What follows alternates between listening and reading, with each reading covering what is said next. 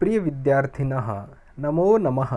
भवतां सर्वेषाम् अस्यां कक्षायाम् एकवारं पुनः स्वागतम् अभिनंदनं च। हम प्रथम पाठ सुभाषितानि पढ़ रहे थे।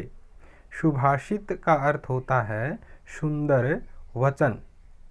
तो इस पाठ में हमने गत कक्षा में 3 श्लोक पढ़े।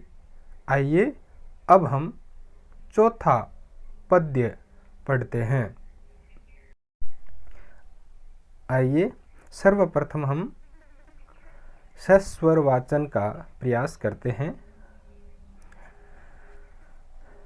पीत्वा रसं तु कटुकं मधुरं समानं माधुर्यमेव जनयेन्मधुमक्षिकासौ सन्तस्तथैव समसज्जनदुर्जनानां श्रुत्वा वच मधुरसूक्तरसं सृजन्ति।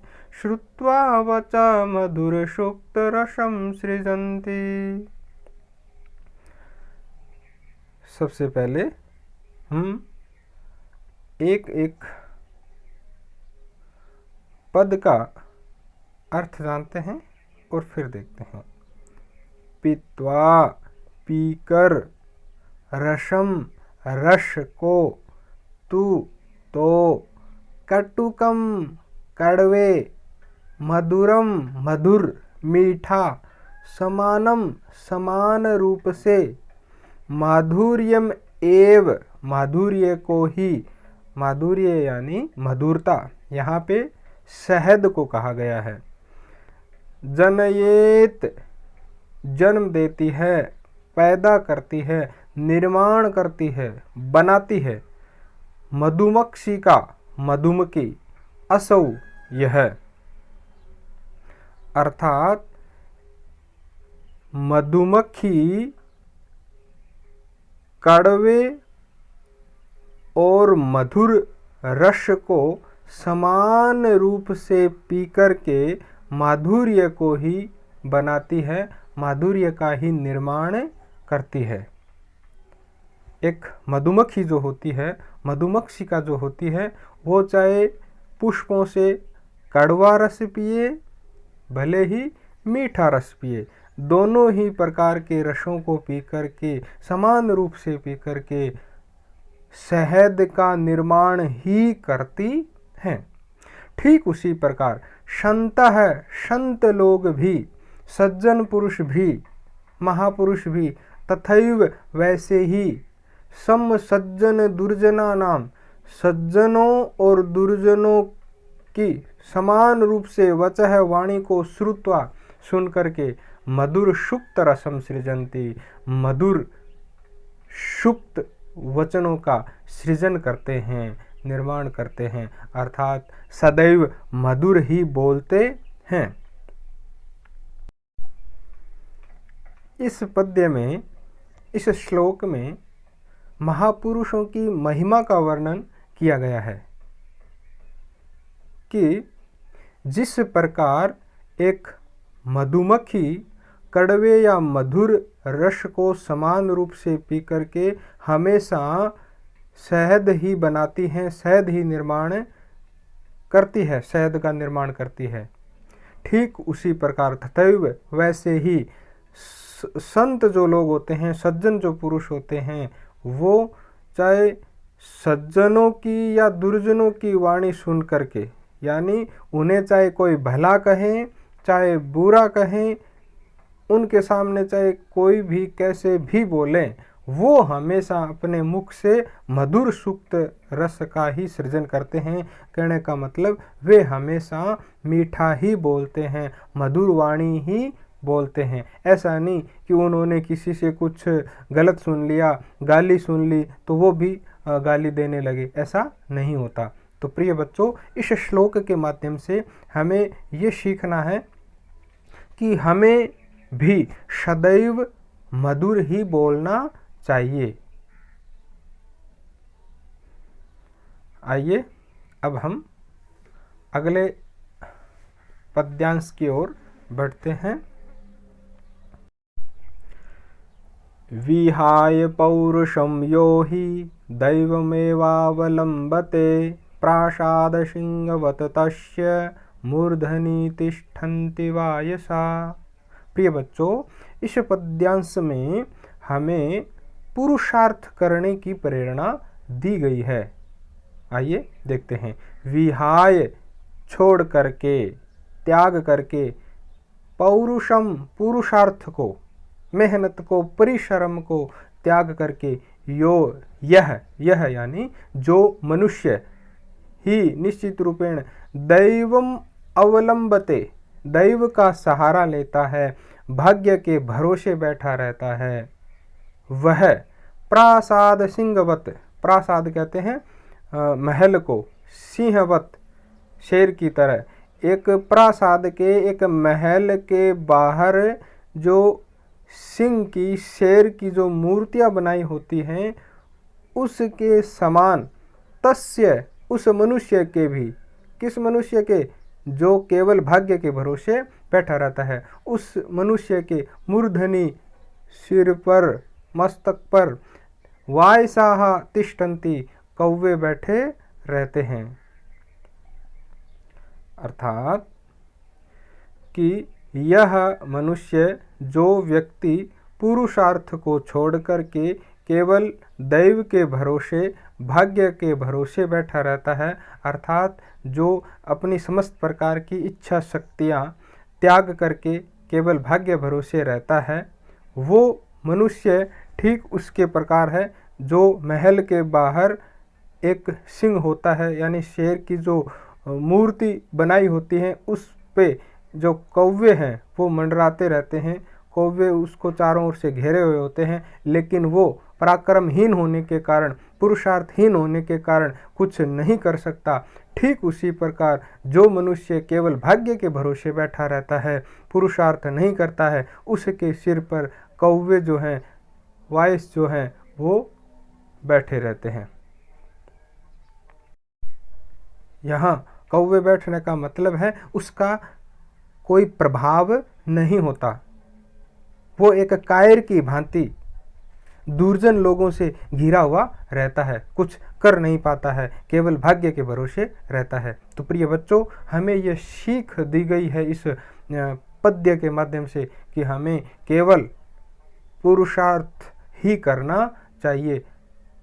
यदि हम भाग्य के भरोसे बैठे रहते हैं कि जैसा ईश्वर चाहेगा वैसा ही हमें मिलेगा, हमें कुछ करने की आवश्यकता नहीं है, तो हम भी ठीक उस महल के बाहर पत्थर से बने हुए सिंह की भांति हैं, जो देखने में तो शेर हैं लेकिन कर कुछ नहीं सकते। आइए अब हम अगले श्लोक की ओर बढ़ते हैं। इस अगले पद्य में दानशीलता की महिमा का वर्णन किया गया है। पेड़ों के माध्यम से दानशीलता हमें समझाई गई है, बताई गई है, इसके बारे में वर्णन किया गया है। आइए देखते हैं। पुष्प पत्र फलच्छाया मूलवल्कल दारुभी धन्या महीरुहा येषां विमुखं यान्ति नार्थिना, विमुखं यान्ति नार्थिना। पुष्प फूल, पत्र पत्ते, फल और छाया मूल यानी पेड़ पौधों की जो जड़ है वो, वल्कल छाल और दारू लकड़ियाँ,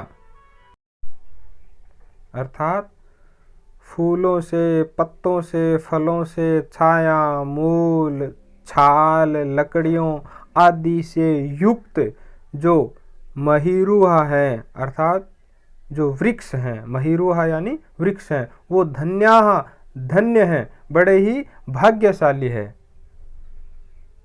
आगे कहा ने अर्थिनः, अर्थिनः यानी याचक, अर्थिनः याचक, ये शाम जिनके विमुखम, विमुख मुंह मोड़ लेना, न नहीं यान्ति यानी जाते हैं, अर्थात पुष्प पत्र फल छाया आदि से युक्त वृक्ष जो हैं बड़े ही धन्यशाली हैं, बड़े ही भाग्यशाली हैं, जिनके यहाँ याचक आकर के कभी भी निराश होकर के नहीं जाते हैं।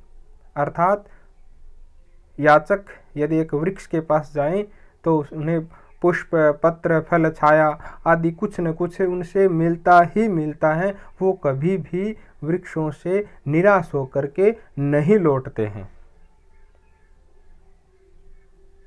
तो प्रिय बच्चों, इसके माध्यम से हमें ये सिखलाया गया है कि हमें भी यथा योग्य यथाशक्ति दान करना चाहिए, सहायता करनी चाहिए। हमारे पास कोई भी सहायतार्थ आता है तो हमें उसकी सहायता करनी चाहिए। आइए अगला श्लोक देखते हैं। चिंतनीया हि विपदाम आदावेव प्रतिक्रिया न कूपखननं युक्तं प्रदीप्ते वहनिना गृहे प्रदीप्ते वहनिना गृहे। चिंतनिया चिंतन करने योग्य होती है, विचार करने योग्य होती है। विपदा कठिनाई, संकट, आपदा, आदौ आदि में ही, प्रारंभ में ही, शुरू में ही, एव ही प्रतिक्रिया प्रत्युत्तर या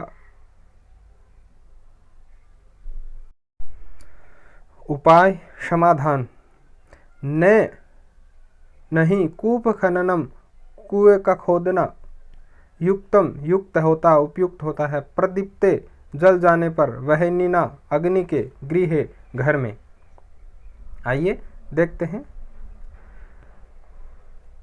विपदाम आदौ एव प्रतिक्रिया ही चिंतनिया, कि विपदा के आदि में ही, विपदा के आने से पहले ही, विपदा के किसी संकट के, किसी समस्या के शुरुआत में ही, आदि में ही, प्रारंभ में ही हमें प्रतिक्रिया के बारे में चिंतन करना चाहिए, सोचना चाहिए कि आने वाले में ये समस्या हो सकती है तो मेरी क्या प्रतिक्रिया रहेगी, मुझे कौन से उपाय करने हैं।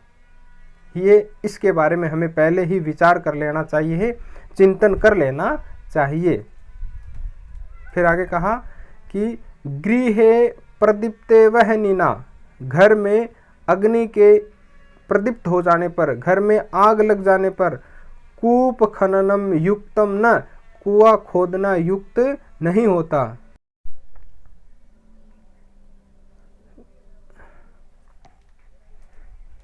यदि जैसे मान लेते हैं प्रिय बच्चों कि आप रोज़ तैयारी कर रहे हो, कुछ याद कर रहे हो, यदि आपको लगे भी हमारी परीक्षा 1 साल बाद होनी है, जब परीक्षा होगी तब देखेंगे, ऐसा करेंगे तो परीक्षा के समय समस्याएं होंगी। और यदि आप शुरू से ही थोड़ा थोड़ा रोज़ अध्ययन करें तो आगे कोई समस्या नहीं होनी है, वो पेपर ठीक से हल होगा। या अन्य कोई भी मान लेते हैं सामाजिक या पारिवारिक या अन्य कोई भी समस्या आपको लगती है कि ये होनी है, तो उससे पहले ही हमें कुछ उपाय जो हैं उसके बारे में चिंतन कर लेना चाहिए। क्यों? क्योंकि आग लगने के बाद, घर में आग लगने के बाद उस आग को बुझाने के लिए कुआं नहीं खोदा जाएगा। अस्तु, एक बार और देख लेते हैं कि विपदा के, किसी संकट के आने से पहले ही हमें उसकी प्रतिक्रिया के बारे में, उसके समाधान के बारे में हमें चिंतन कर लेना चाहिए। क्योंकि घर में आग लगने के बाद कुआं खोदना उपयुक्त नहीं होता। धन्यवादः। नमो नमः।